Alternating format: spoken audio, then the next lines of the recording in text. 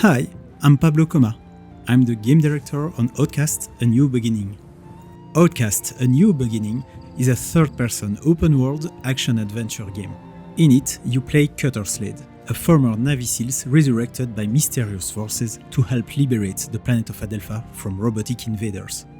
When imagining what the game will be about, we decided that a key point would be to make it completely non-linear. After a brief tutorial, you can go literally anywhere in the world. We don't lock remote locations behind an experience system.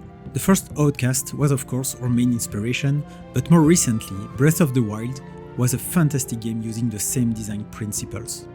We tried to keep the same feeling of liberty, but give the player different tools to exploit it.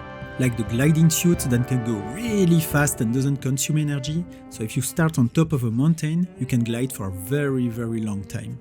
And other skills allow you to move fast on the ground from very early in the game. We have a big world of 64 square kilometers, and we believe it's a major part of the fun of the game to discover every corner of it. We hope being able to move fast will entice players to push the exploration of undiscovered areas. To progress in the story, you will have to help the talents, the inhabitants of the planet you are on, to get rid of the invaders who are ransacking their lands and exploiting them. To do this, you will not only need to fight against these invaders, but also help the 7 different villages to solve their problems, and they will also help you in return. Could you do this again? Or no, even better, could you create some kind of smoking projectile? For example, in Sappa, the coastal village, you will discover by talking to villagers that the invaders have captured their beast tamer. That village relies heavily on flying animals for fishing and traveling. It also makes it hard for them to find food. At this point, you can choose to either help them fish using your jetpack, or immediately rescue the beast tamer who is captive in a nearby enemy base. So after you free the beast tamer, the villagers will offer to assist and fight for you in their own way. If you help them tame new animals and manufacture bombs, they could fly above your combat location and drop bombs to help you in combat. You can choose where to start the quest. If you ask the beast tamer about flying animals, you'll be sent to gather them, but it will be challenging. They need specific larvae as bait, and you must attract them by shooting larvae nests. Be cautious, as the neck bees won't like you using their larvae as food. Once you bring the flying bees back, the taming process begins, which takes time. Alternatively, you can start by making bombs.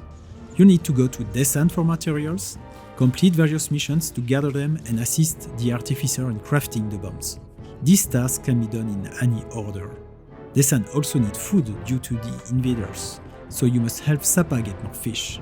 Eventually, Sappa will send fish to Descent, and in return, Descent will send bombs to Sappa for their beast riders to use. A bomb for a fish. How does that sound for a trade? I could make that happen. And that is another thing we wanted to tell in the game.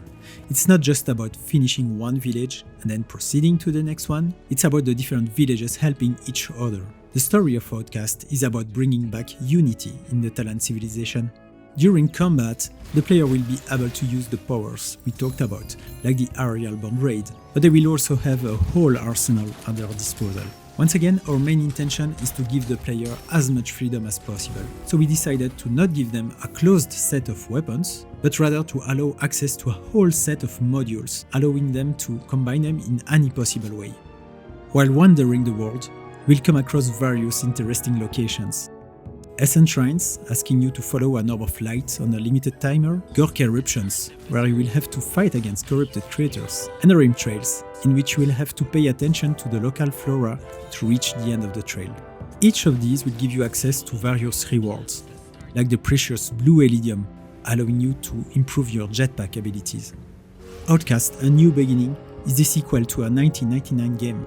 We tried to make it completely accessible to newcomers, but also add some surprises for long-term fans.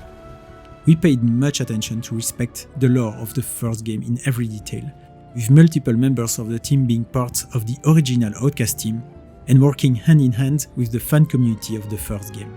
We hope newcomers will have a great time discovering the planet Adelpha and the Talent civilization, while old-time fans will be amazed to rediscover this world 25 years later and to dive back into it.